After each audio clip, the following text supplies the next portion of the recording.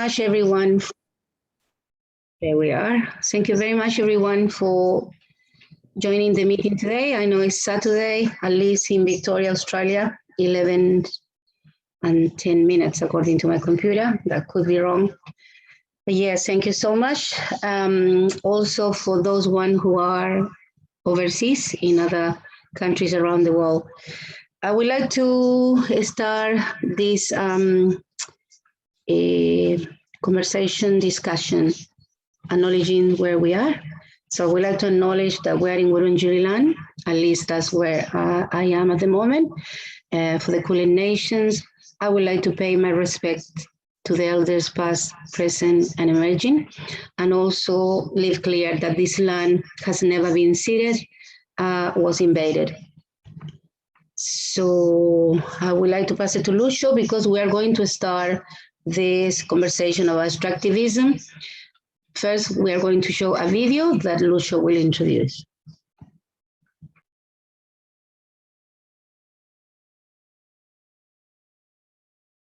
Okay, this video was made from an interview we did with a activist from Chile, from the Patagonia, where he explained the involvement of an Australian mining called Ecus in Patagonia, or the intention they have to establish a gold mine.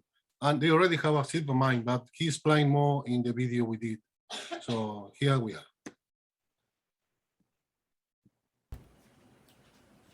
¿Qué tal? Muy buenas tardes en Chile, muy buenos días en Australia. Es un agrado poder comunicarnos con ustedes. Estamos muy contentos de tener esta oportunidad de llegar al pueblo australiano, al pueblo neozelandés, a los chilenos de habla hispana allá en estas localidades en la Oceanía.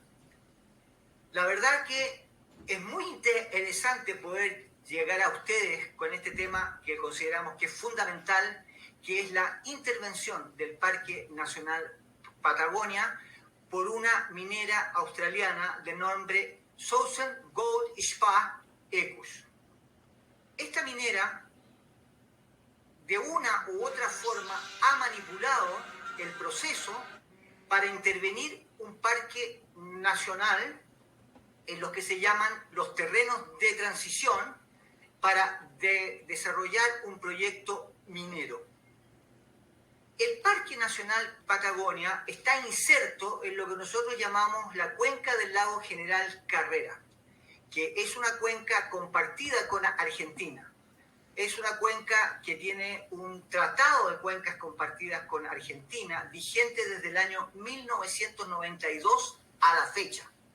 Además, esta cuenca posee 3 parques nacionales: el Laguna San Rafael, que es reserva de la biosfera, y los recientemente creados en el año 2018, el Parque Nacional Cerro Castillo y el Parque Nacional Patagonia.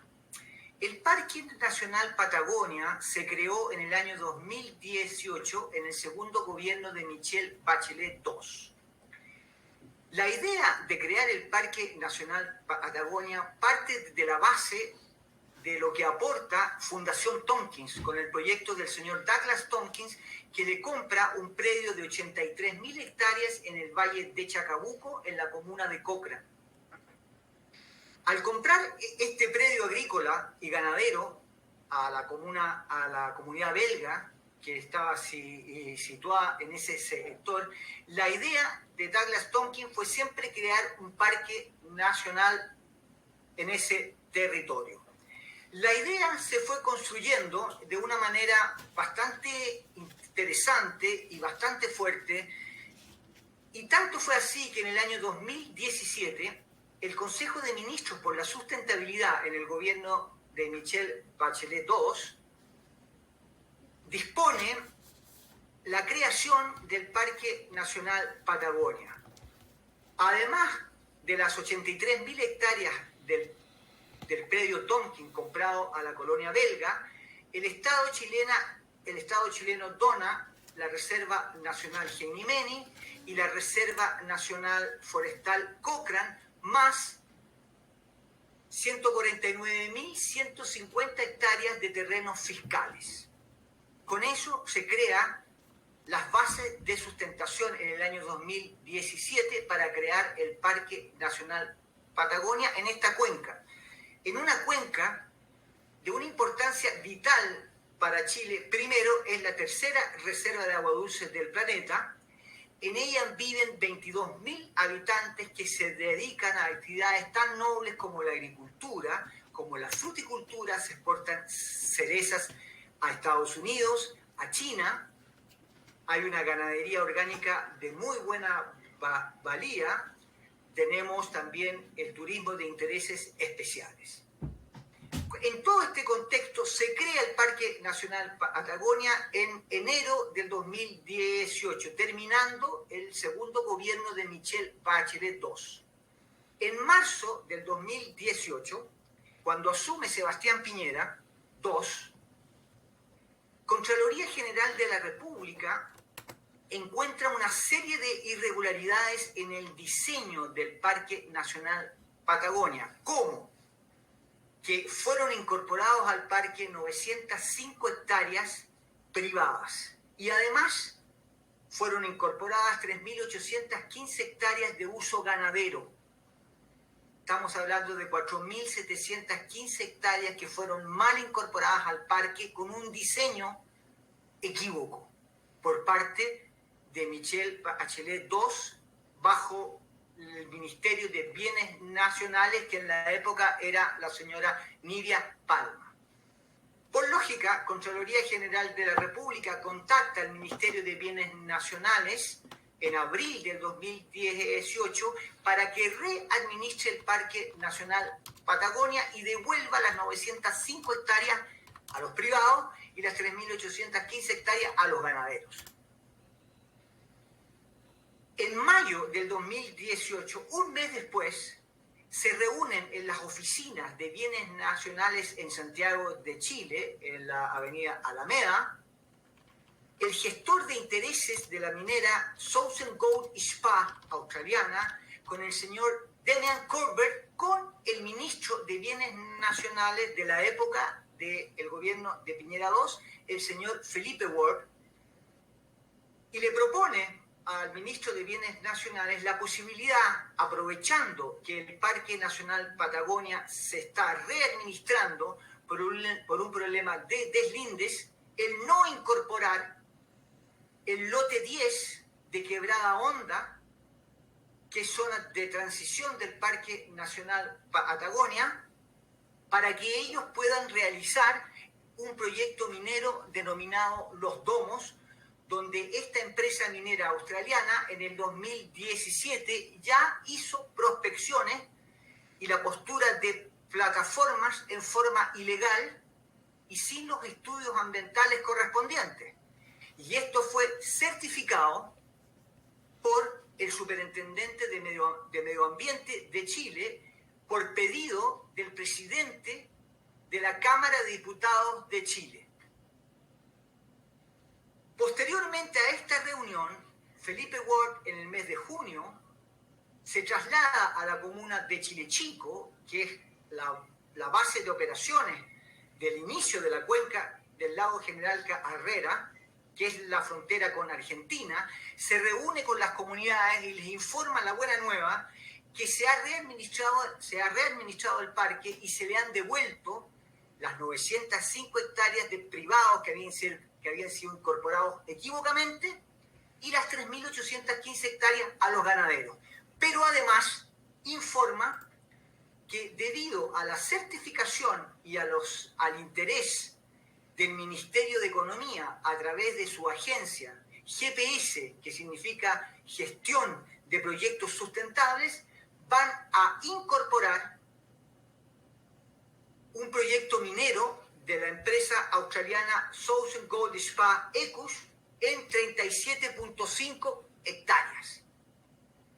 Y que a raíz de eso, el proyecto, como tiene la certificación del Ministerio de Economía, se va a darle continuidad al sistema. Había un problema que había que solucionar en este tema.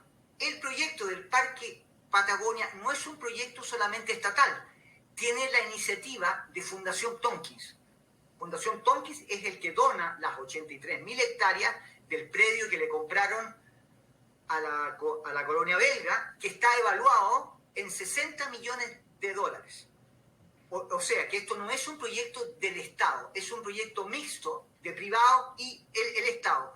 Por lo tanto, para hacer la readministración del parque, devolver las 905 hectáreas y las 3.815 hectáreas, y aceptar la entrada de la minera al parque, necesitaban la venia de Tompkins Conservation Chile. Sin esa venia, sin ese visto bueno, no se podía concretar el no incorporar el lote 10 de 2.237 hectáreas y calificar a 37.5 hectáreas con aptitudes mineras. Por increíble que pueda parecer, Fundación Tompkins, que en su giro, en sus estatutos, en su reglamento, en su normativa, le prohíbe cualquier actividad que vaya en contra del medio ambiente, acepta la no incorporación del lote 10 de Quebrada Honda y que 37.5 hectáreas sean calificadas por bienes nacionales con aptitudes mineras. Y además acepta de parte del Estado chileno la compensación de un lote de 2.205 hectáreas. Y aquí voy a explicar por qué. Porque como el Estado chileno se había comprometido a donar 49.150 hectáreas, cuando deciden no incorporar el lote 10 de 2.237 hectáreas, le faltaban 2.000 hectáreas, ¿cierto? Entonces el Estado se ve en la obligación de compensar con otro lote para realmente donar las 49.150 hectáreas y no 39.000, como el acuerdo del Consejo de Ministros por la Sustentabilidad había determinado en el año 2017. Desde ese momento, cuando Tompkins Conservation Chile acepta la no incorporación de este lote que había sido incorporado sin ningún problema, porque Contraloría General de la República jamás vetó nada que tenga que ver con las 49.150 hectáreas que el Estado había donado al parque en el gobierno de Michelle Bachelet II. El problema era solamente con las 3.815 hectáreas de uso ganadero y las 905 hectáreas de uso privado, que eran de título de dominio privado. Y ahí se conforma esta trama para posibilitar la entrada de la minera australiana Southern Gold Spa Ecos. A raíz de esto, tuvimos una reunión hace 3 semanas atrás con el embajador de Australia, el señor Todd Mercer, donde le explicamos la situación. Por increíble que parezca, el señor Todd Mercer conoce el sector, fue hace unos años atrás con sus suegros, conoció el territorio y entendió la grandeza del territorio, que es la tercera reserva de agua dulce del planeta, y en el fondo podríamos decir así que entendió la problemática y él se ofreció a ser mediador para que nos reuniéramos con la minera en Santiago para discutir el tema y tratar de resolverlo, porque todavía el delito no se ha concretado, todavía la empresa minera no ha entrado al sistema. Lamentablemente, una semana después, me contacta su asesor político y me dice que lamentablemente la embajada de Australia no se puede introducir, no se puede meter en chileno en un tema entre privados, y que lamentablemente no va a poder ser mediador entre nosotros, que somos una organización que trabajamos con Patagonia Sin Mineras, ante este tema, y quedamos en ascuas, por lo que posibilitaría, porque la idea de nosotros era hacerles entender a la minera de que su proyecto puede ser multimillonario, puede ser que la veta de oro sea fantástica, pero no se puede destruir la superficie para sacar esta veta de oro. Y con esto termino, y que fue lo que sucedió con el proyecto Hidroaicén. El proyecto Hidroaicén fue aprobado en todas sus instancias en forma corrupta y ilegal, pero finalmente quien desiste del proyecto es Enel Italia, porque Enel Italia entiende, primero, por la presión del público, por la presión de la gente, por la presión del mismo gobierno, de que entendió de que ese proyecto no podía ser llevado adelante porque no podía Enel Italia pasar a la historia como la empresa que destruyó la Patagonia de Aysén. Y es el mismo concepto que estamos aplicando ahora con la minera australiana Ecos. No pueden pasar a la historia como la empresa que contaminó y destruyó, entendiendo que en Australia no pueden hacer ese tipo de cosas. Porque lo que sucede, y con esto finalmente termino agradeciendo la oportunidad, de que no podemos permitir de que empresas australianas vengan a Chile a hacer todo aquello que no pueden hacer en Australia. Porque si en Australia tuvieran algo como la cuenca del lago General Carrera, que es la tercera reserva de agua dulce del planeta, donde viven 22.000 personas que pueden ser sustentables y felices. Felices. La felicidad, algo tan buscado, no puede ser destruido por intereses extranjeros. Y en eso estamos, y gracias por escucharnos. Ha sido un agrado. ¿Qué tal? Muy buenas tardes en Chile, muy buenos días en Australia. We'll stop soon. Comunicarnos con ustedes. No? We can share video. There we are. Thank you so much, Lucio.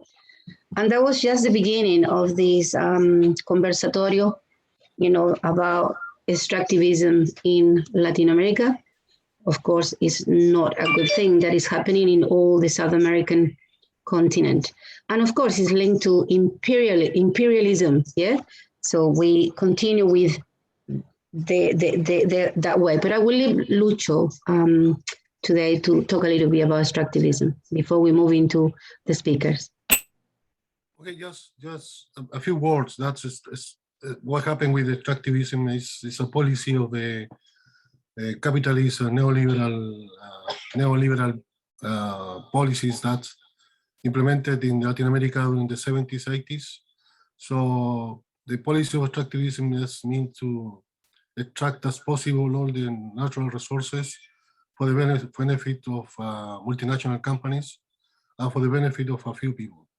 And without taking in consideration indigenous communities, without taking in consideration people living around, and also the planet, you know, the polluting all the system, the polluting all the living species around them. So that's very important now happening in Latin America. And we invited Dani. She's an activist in Latin America and Chile in this case. And so it's a lot of it happening over there in relation to this neoliberal extractivist policy. That's why we want to do a series of these workshops. Next week, next Saturday, we want to talk about Colombia, about the mining BHP, which dismiss a lot of workers without any benefit. So we will talk about that next Saturday. And the following Saturday, on the 4th, we want to talk about how affecting the indigenous communities in Latin America. And we will invite some people from Mapuche communities and from Honduras and from Colombia, also affected by this multinational corporation, either mining, forestry, fishing company, which is devastating our planet. So that's the main thing that I want to add, Marisol. Thank you so much, Lucio. And we're going to move into our first speaker. Don't forget, for those, I saw someone just joining, extractivism is not development, yeah? That's how we are going to start this conversation. So we have Dani. She is at the moment in Chile, and she's gonna speak about extractivism.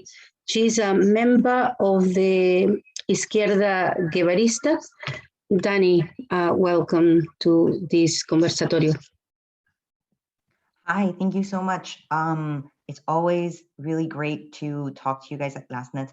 My internet connection right now was not behaving very well a few minutes ago. So I'm going to turn on the camera, but if I start disappearing, I'll just turn it off again.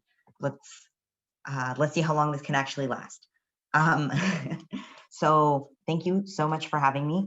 I'm going to talk a little bit about what extractivism looks like and what resistance to extractivism looks like here in Chile more broadly. I really appreciate though having the video before kind of give us a perspective on a specific struggle in a specific place, because I feel like that gives you like a perspective on what it's actually like on the ground. I wanted to talk more generally because this isn't something that's only happening in Patagonia. This is something that's happening across the entire country, across the entire continent, and across the entire global south.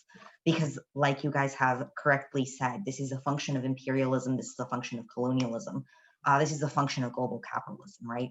So I want to talk first about the current situation in Chile specifically, because Chile is a country that our economy is based primarily on resource extraction and then selling those extracted resources to other countries where things are manufactured and produced and then bought again here as commodities.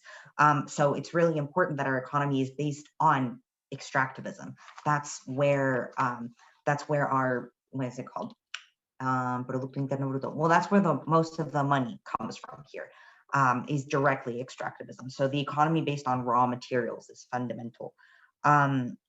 Because it means that there are both foreign and national capital interests put into extracting resources from the land and from the ocean. So we're not just talking about national capital or just the state or just international capital. We're talking about all these different forces that are acting on our territory to reproduce extraction conditions. And the primary industries that are doing this, not the only ones, but the primary ones are mining, primarily but not exclusively in the north of the country, and the forestry industry primarily but not exclusively in the south. And then you also have a lot of the energy industry and other kinds of industries acting on land, but those are like the big ones depending on where you are in the country. And those are often tied up with interests that are in Europe, in the United States, but also in China. Especially in recent years, there's been a lot of like Chinese investment across different kinds of mining and energy and forestry industries. And so these industries have led to specific problems related primarily to water pollution and deforestation, which are also obviously related to each other. You can't really talk about deforestation without talking about water. You can't talk about water without talking about pollution. Can't talk about pollution without talking about deforestation. So these are all things that are obviously related, but they're also like the primary things. And water in particular has become like a focal point because Chile is actually the only country in the whole entire world to have private water rights. Everywhere else, water rights are considered public or in some way controlled by the state, but here water rights are entirely privatized since I think it was the 70s since the 70s with the constitution introduced under the dictatorship, where water rights became a privately owned thing and not something that was a public good. So in particular, water has become like a focal point in the discussion around extractivism and environment and economic growth and all of those things. So this kind of larger context of extractivism in Chile leads to the creation of what we've started to call sacrifice zones, which are specific territories where an industry or several industries are present and extracting resources to the point where that land essentially becomes unlivable, not just for human life, but for life in general. And often it has to do with water pollution or deforestation. I'm going to talk about a few examples of sacrifice zones, but the country is full of them. And it's a suitably dramatic name for something that is very dramatic, right? Like you are literally sacrificing life in a specific place for this idea of economic growth and capital for a very reduced minority of people. So I'm going to give a few examples of sacrifice zones. If you've heard me speak at a LASNET event before, you've probably heard me mention a lot of these names. The first one that's like very well known is Petorca, which is a zone in the northern part of the country, or middle north, where there's been a long-term drought since 2010, because Petorca is a zone where a lot of avocado farming occurs. So all the water, which is privatized, is redirected towards avocado cultivation. So the population of Petorca, which is around 10,000 people, a little bit less, has no access to drinking water or water for literally for anything. The water that people can actually consume is bottled water, is brought in by trucks, that kind of thing, but there is no access to running water for people there, because all of the water that would normally go to that land all goes into avocado planting. So it's kind of an insane situation, right, where all of the water that people need to live and other species need to live is rerouted entirely to farming a specific product, most of which is shipped outside the country. So it responds entirely to international economic interests. And so that's like a place where you can see like the water problem being like the central aspect. But there are other regions. For example, Quinteros Puchuncaví, which is a conurbation of near a couple of major cities, and also near some like pretty popular vacationing spots, ironically enough, which has about 50,000 people living in it, has 15 large energy, chemical, and fuel industry plants present there, which has led to a 50-year history of extreme pollution. We're talking about over 300 incidents of coal being dumped directly into the ocean, and more than 10 incidents of mass intoxication that has affected primarily children, but also some adults. It's a place where there are higher rates of cancer and other illnesses because of the degree of pollution in the soil and in the water. That's due entirely to the industry that is in that area. So it's also a place where like the land itself has been poisoned because of the industry that is present there. And an even sort of larger example of this is Antofagasta, which is the major city in the north of the country, one of the biggest cities in the country.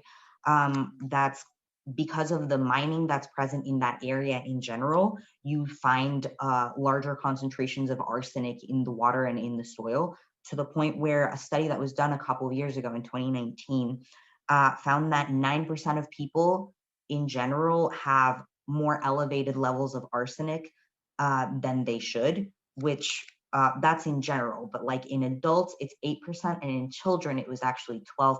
So 12% of children in that city, or in that study, which is a representative sample and all that stuff, have a higher level of arsenic than the recommended threshold. So it's kind of a dire situation that's happening right now, where the lives of people and other species are not being taken into account because of basically a profit motive. And that's the kind of thing that's really mobilized a lot of communities, because it's very urgent. But it's also something that's still going on, right? I named 3 particular examples, but in the past month or so, there have been new projects, new extractivist projects that have advanced in legislation and in development. For example, there is a very controversial project that was given approval about a week ago, which is the Dominga mining project in the north, which has been met with a lot of community resistance, because it is aiming to build develop a mining project in an area where there is a protected and unique species of penguin. So basically it would put that penguin species in danger, and it would also probably have negative effects on the community of people that live there. And also about a month ago, there's this Chinese hydroelectric reserve project called the Rucalwe project, which is in the south, where people had been occupying that area so that it couldn't be further developed and built.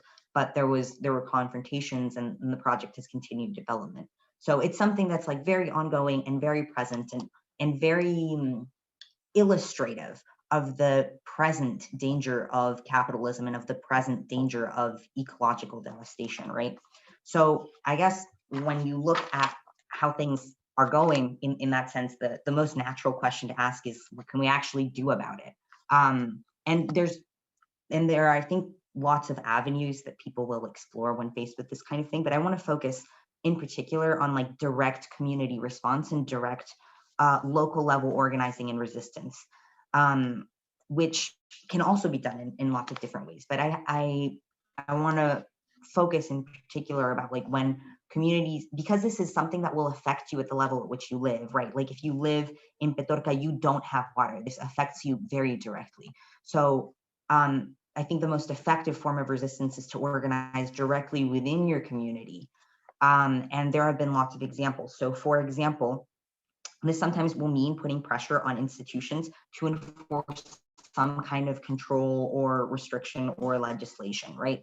So for example, in Quilicura, which is a section of Santiago that's highly industrialized and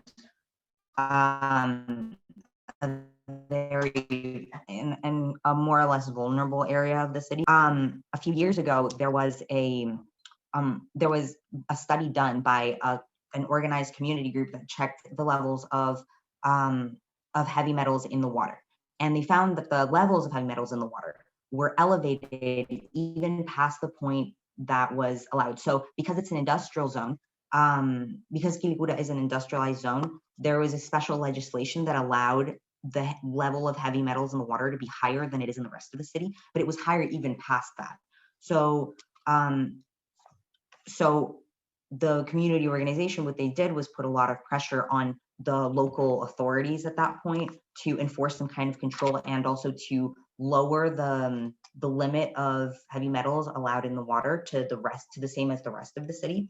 And eventually that was something that was won, like that local community campaign was successful. But the problem is there haven't been any further studies done not by the local government, not by the national government, not by anybody. So in theory, the answer was, yes, we will do this. But in practice, there has been no enforcement at all. And that's not the only time that happens, not just there, but I mean, not just everywhere, but like specifically in Quilicura, there was also a project to construct a dumping ground of waste that was successfully, again, it was more or less the same group of people that people successfully resisted. And basically what was won in exchange for that was that land and a sum of money would be allocated to build a park. And then nothing really happened. And a few years later, it turns out that the money's disappeared and no park was ever built. And then this year, a new dumping ground project was proposed for that exact area that the municipality and other groups in power had already said, no, it's okay, we're not building anything there, we're going to make a park. But then they didn't, and then a new dumping ground project comes along. And so people in that area, including a close friend of mine, are organizing right now against the new dumping ground project, even though they had already won the battle against the first one. So it's kind of this permanent pressure against institutions that fundamentally are not on our side. So the problem with this constant petitioning and pressuring and putting pressure on institutions is that we have no real way to hold them accountable. And it's also, and so we have no real way to hold them accountable, right? That doesn't mean that it's something to stop doing, but I think it's something to consider when we're talking about how we interact with the different institutions that are supposed to have some level of control or put some level of limit on these things, right? Which is why when people will talk about, for example, the constitutional process here, putting some limit on the privatization of water, which is, like I said, a really important topic here. I am always a little bit skeptical about how much that's actually going to help, because Chile is the only country where water is privatized, but it's not the only country where water is a problem. So how much can institutions actually do? How much can the law actually be enforced when the state has absolutely no interest in essentially mitigating the advance of capitalism and extractivism for the sake of development? And so in that way, I also wanted to mention, like, there are more frontal forms of resistance that involve direct action, that are also being taken with these kinds of projects. Which obviously, you know, there are different conditions that will lead to different actions being able to be taken. But for example, I want to focus a little bit of what's going on in the south of Chile, in Wallmapu, where there is a strong Mapuche autonomous movement, and it's not the totality of it, but there are certainly organized Mapuche communities that have essentially retaken ancestral lands in resistance to the forestry industry, and in resistance, of course, to colonialism and to imperialism and against the state and all of that stuff. But functionally, this includes direct action against the forestry industry, including sabotage and reclaiming of ancestral grounds. So, right, so that essentially stops in a lot of ways, like the progress from the forestry industry and other extractivist projects. But that's not, you know, without its danger. There's been a lot of state repression against organized communities that have reclaimed these lands, or even paramilitary, or even action that has occurred from non-state actors that is still clearly in alliance with state interests. Because of the specific date, I can't not mention Macarena Valdez, who was a Mapuche woman, an environmental activist who was murdered, or well, she suspiciously committed suicide in a way that was extremely suspicious after a months-long battle against within her organized autonomous Mapuche community in Trangil, where she and the community were fighting against a hydropower dam that was owned by RP Global, which is an Austrian company. After months of struggle, she shows up having committed suicide in her home in very suspicious conditions. So I mean, in my mind, there's no question. She was murdered for political motives. And that's sort of and that's the prevailing theory, because there really is no other explanation given the context of everything that was going on. And it's actually this Sunday will be the anniversary of her murder. And that's not the only case. There are more recent cases. Actually, today is the 6-month anniversary of the murder of Emilia Bau, who is a Mapuche trans woman who was murdered by the guards of a vacation condo in called Riñimapu, which was adjacent to her autonomous community, Los Lascawen. And so today it's been 6 months since she was assassinated by those guards for resisting against the further development of that vacation condo. So there are different ways in which communities can organize to tackle these issues.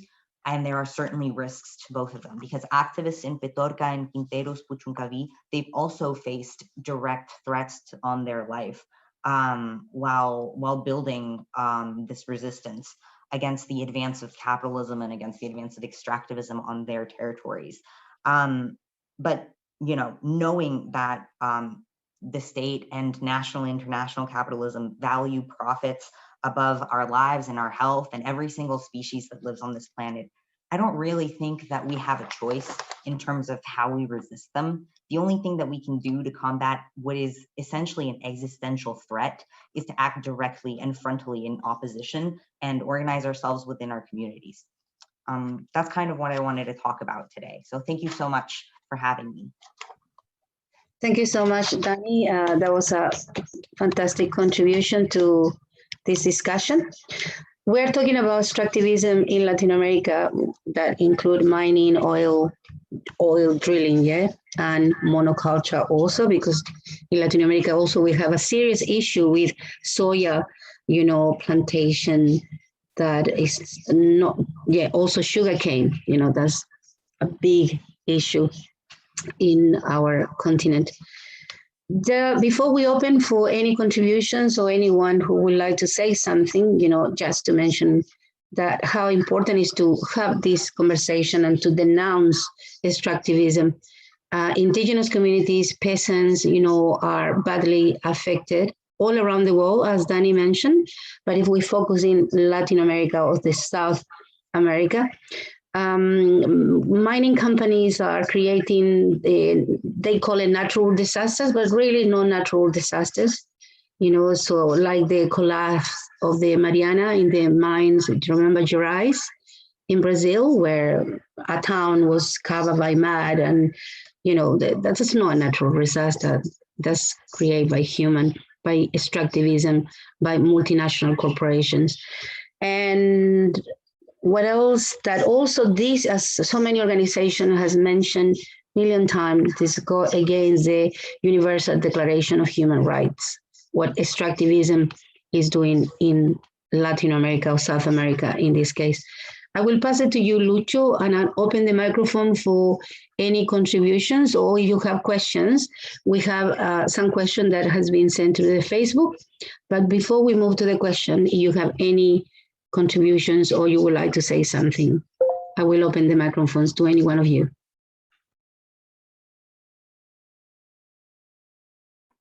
Okay, that's just a reminding that we will continue this series of discussion by next Saturday and the following Saturday, but we already have about another 20 minutes or 15-20 minutes to keep going. So I don't know. We have some contribution from here, or we move in. I don't know.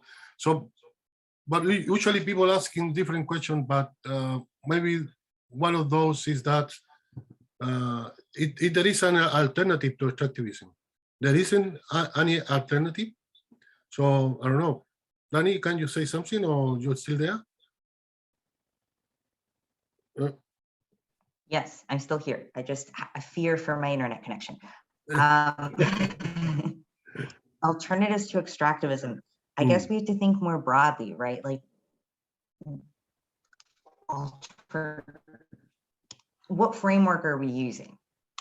What are we capitalism? Then there really aren't any alternatives to extractivism. And that's why we can't have development under capitalism. That's why that's the existential threat, not just the idea of extractivism, but the framework in which it is occurring, which is not to say that you can't have extractivism under maybe a different economic framework. I'm not going to get into that, but that's definitely also something to consider. If we continue to have capitalism, if we continue to have imperialism, if we continue to have colonialism, then we continue to have extractivism. If we think instead about how to better our lives in maybe a more abstract sense, but responding to ideas that are ancestral across Latin America and among other peoples, then we don't need to have extractivism. Then we need to see what our actual needs are and how to respond to them concretely.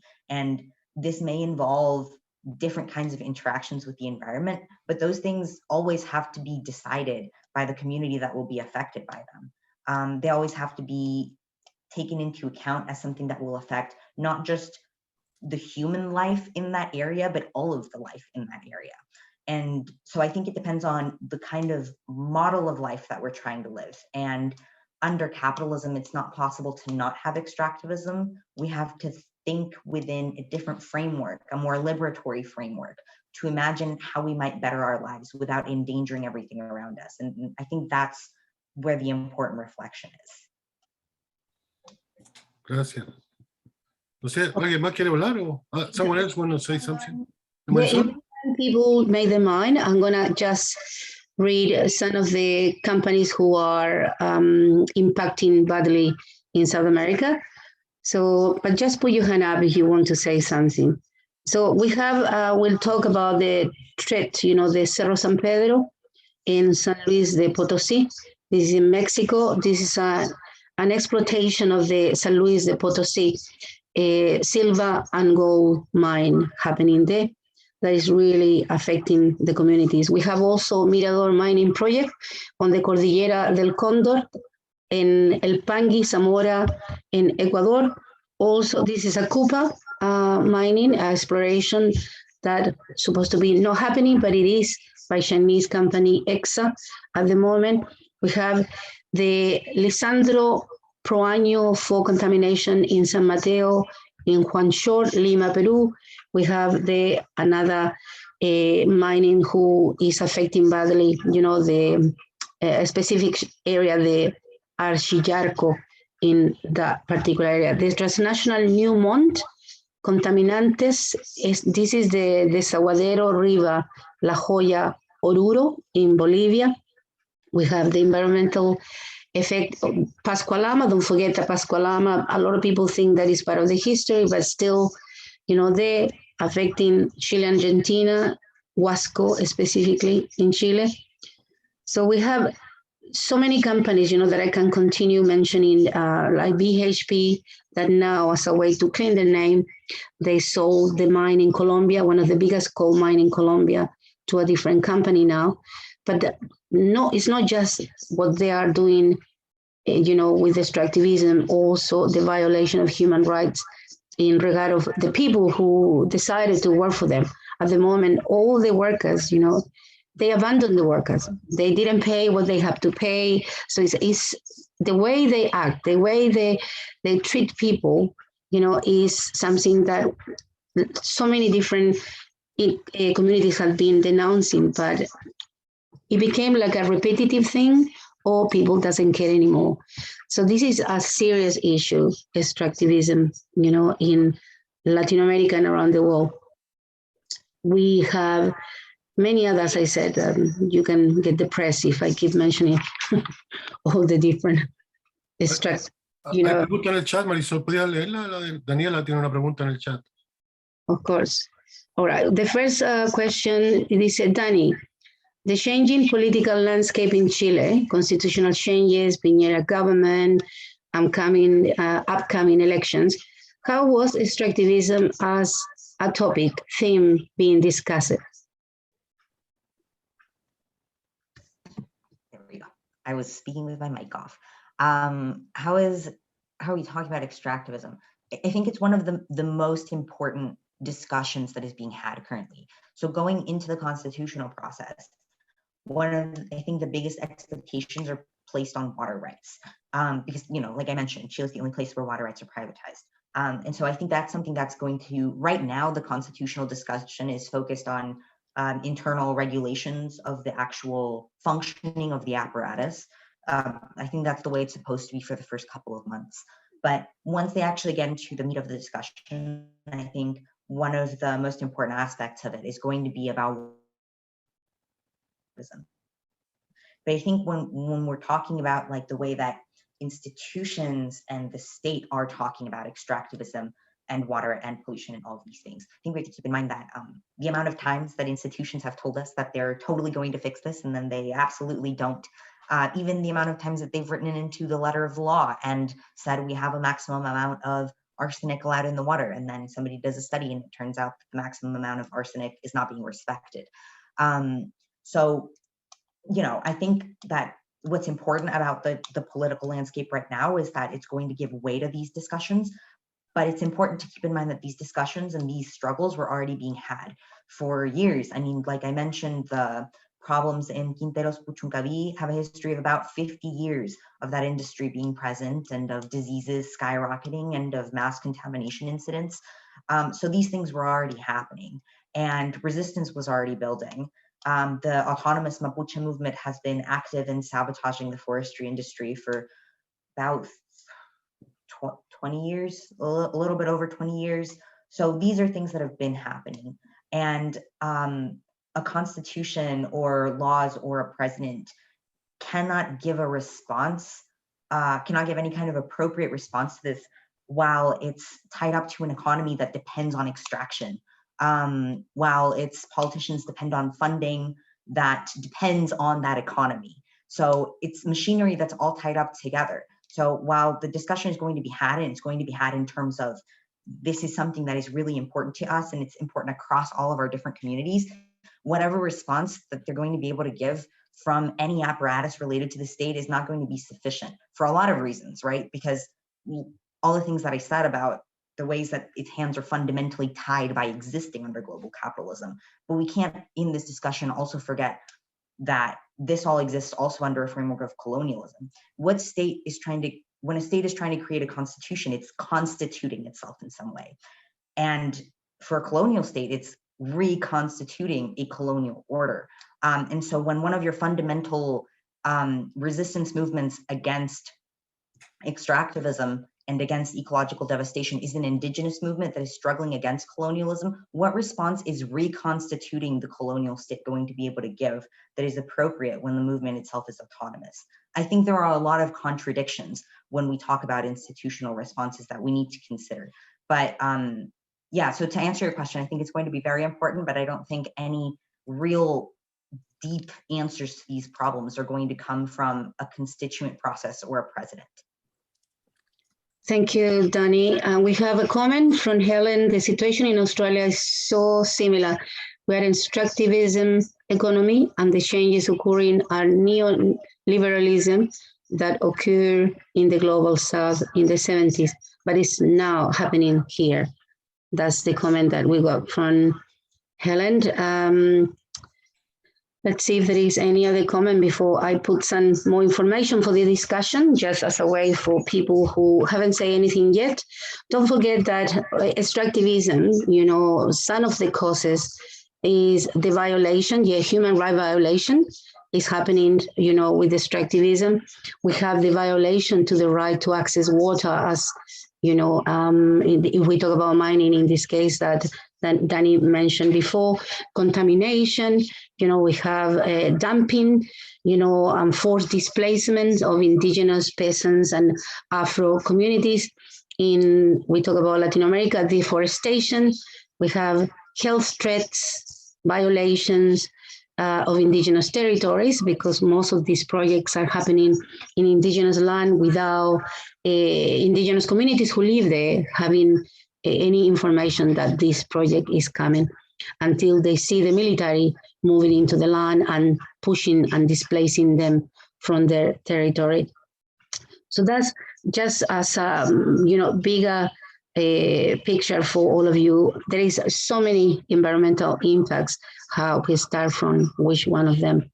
But pollution, we talk about, you know, the quality or the reduction of water in general, you know, air pollution, desertification that is happening, as Danny mentioned, in Mapuche land, where forestry companies are, you know, in the areas where these forestry companies, especially pine and eucalyptus plantation, you know, how you call it, desertification of some areas of the land because they took all the underground water.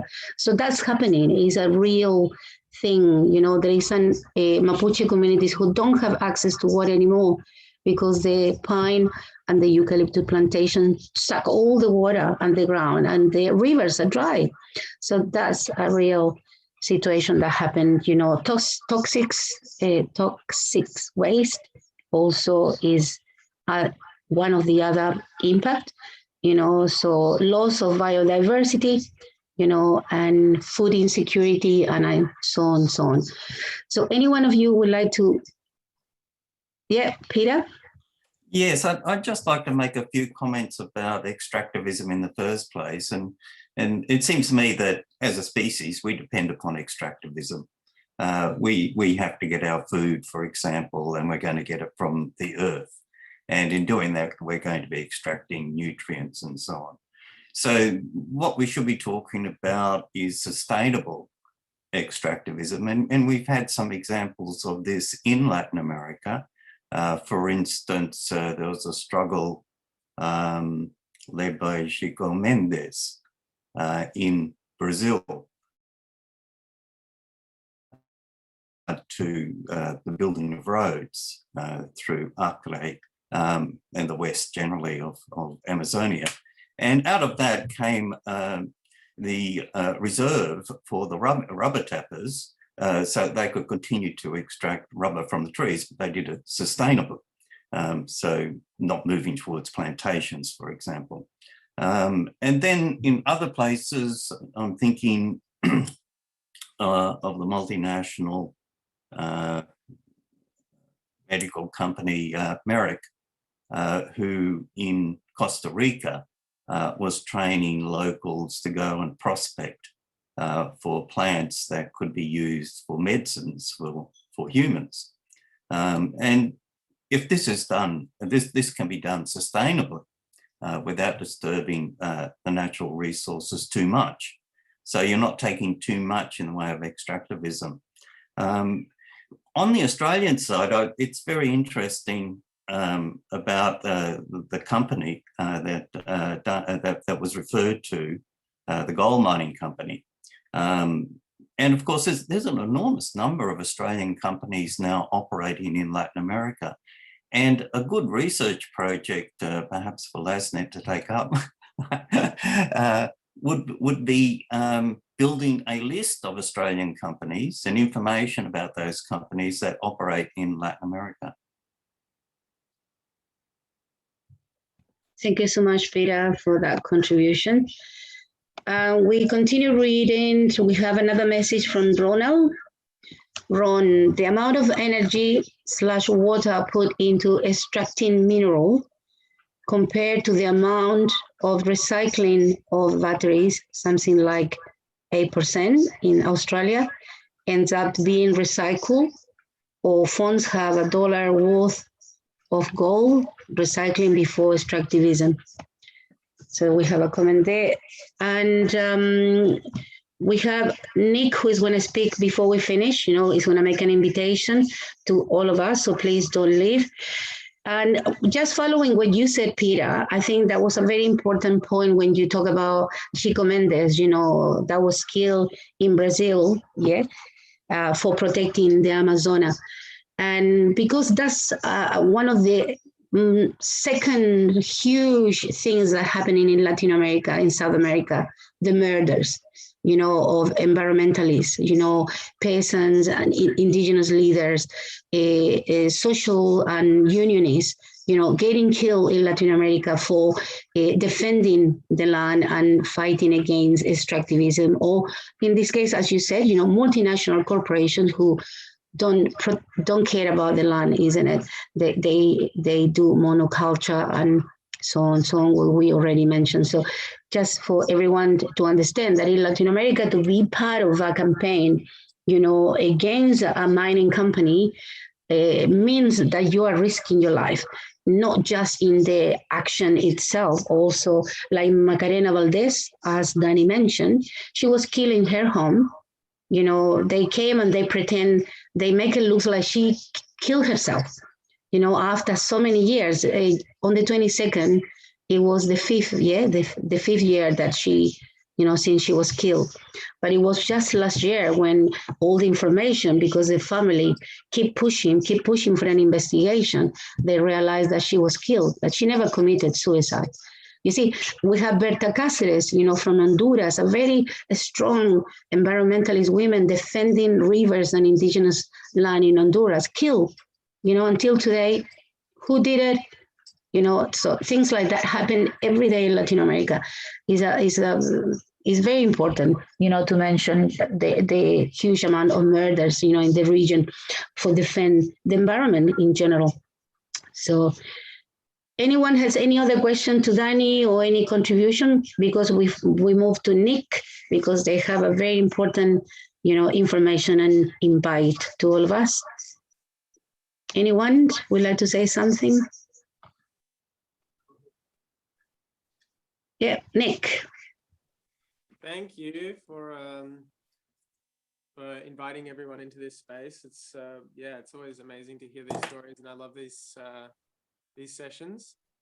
And yeah, it really reminded me of like 3 years ago, I think, when I first learned about LASNET. There was a call out to head along to the International Mining and Resources Conference, which happens here in Melbourne, and you know that was a small contingent of us that year, but it's grown, and in that time, coming to sessions like these, having conversations with activists who have come across to Australia, learning more from the community about how South America so often is a testing ground for the West and its political ideas, its economic policies, and its economic practices. And how that has an enormous impact on the people of South America, but also so many other parts of the world where those experiments get expanded and turned into projects that obliterate the country. And, you know, we heard that before from Danny, and you with that sacrifice zone stuff, like it's really just so terrifying. And yeah, the point as well that, that's what we have now in Australia, or that's been growing, and a lot of those tests are coming home, a lot of those policies are coming home, and the law here in Australia is very much revolved around supporting an extractivist kind of society. And more we're realizing that we have, what is commonly known as a resource curse, where our economy is fully focused on extracting resources and shipping them out. And yeah, there's an enormous amount of imperialism and colonialism in that. But amongst all of that, an alliance has grown, which is Blockade IMARC. And the year before last, when there wasn't COVID lockdowns, we managed to bring hundreds of people down to the International Mining and Resources Conference to make the point that the community won't stand for this kind of extractivism, oppression, and destruction. And we had to go online last year, but it was an amazing conference. There were lots of speakers from around the world talking about their communities, talking about Indigenous struggles, and not just the destruction, but some of the victories as well. And again, this year, at the end of October, right before the Glasgow IPCC talks, the COP22, IMARC is happening again, and again, we will do everything we can to raise awareness around that event and shut it down, because the International Mining Resources Conference, it's an international event where people from around the world who are in the halls of power in these organizations have conversations about how they can fuck the world up next. And we need to stand together internationally, we welcome you to come along and check it out. In the chat, there's just been the web address, so it would be really great to have as many as we can there, and as much involvement as we can. And that's my invite, along with LASNET and others in the chat. Hope to see you there. Thank you. Thank you so much, Nick. And the IMAR is so important, so I will also open that invitation for anyone who would like to join the effort to denounce these companies who make profit, from countries like, in this case, if we go back into focus in Latin America. Just to mention in general, when there is extractivism in Latin America or South America, it's a big conflict.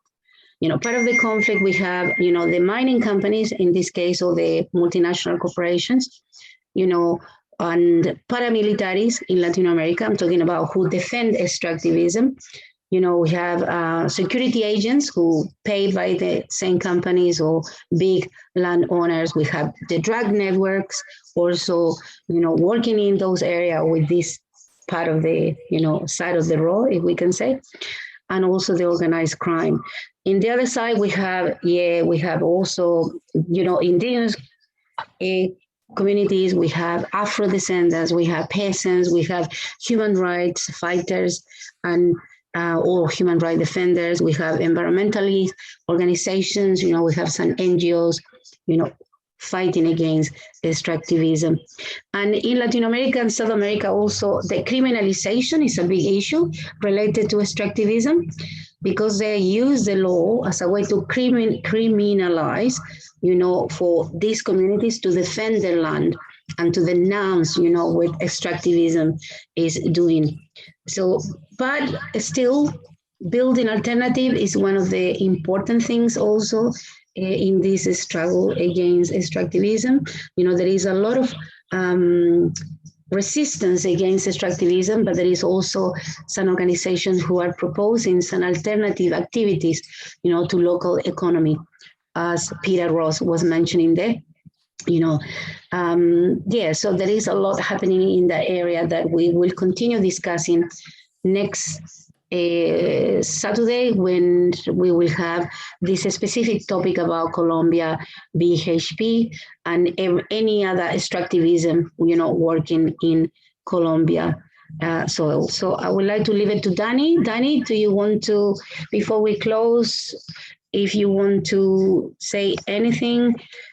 Before that, if you look into the chat, you have the blockadeartmark.com that was already posted there by Anissa. If you're interested in to know more about IMARC, that's the information on the webpage. Just go into the chat. And Ron, his comment is negative gearing of shares allow investors to put on mining companies and reduce your taxes. So Danny, I leave it to you. Thank you. I'm not going to turn my camera back on because Zoom kicked me out like 3 or 4 times just while Marisol was talking.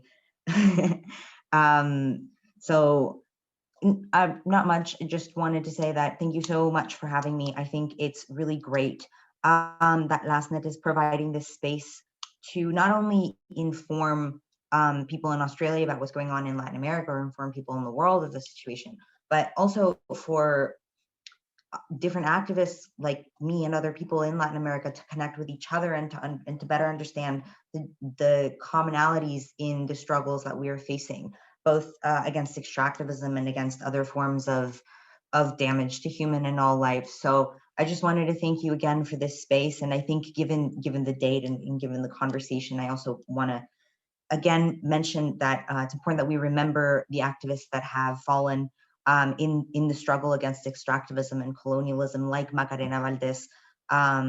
This Sunday it will be 5 years since she was murdered in her home. So I think I guess I'm kind of dedicating this space to her memory and to the memory of other anti-extractivism activists that have struggled against these things. So thank you so much for the space, and I'm really excited to hear what's going on in Colombia and the next forums. Thank you so much, Danny. And for everyone, just to, as I mentioned, there is some alternatives. There is propositions that are at the moment happening in Latin America. They are talking about like activities like a local economy, such new environmental laws, that there is an organization, focusing on that, like the defense and protection of the territories, creation of natural reserves, and parks. There is also support to productive activities. And if they're sustainable, we have family agriculture that is happening in some part of, South America. What else? Creation of cooperatives also is working in some particular areas. The respect to culture and traditional ways of life, and that involve a lot of indigenous communities, protection to indigenous territories and Afro-descendants communities, and better working conditions, et cetera, et cetera, et cetera. So yeah, people is also trying to look forward into what could be the solution and to continue the struggle, I will say. And thank you so much, everyone. Thank you. And we'll see you next Saturday. I hope so. Yes. Okay, all right. Misma hora, same time next Saturday, Colombia. Sí. Thank you. Chao, hasta luego. Chao, Susana. Chao. Chao, bye. Ciao. Chao, Marco. Chao, papá. Oops.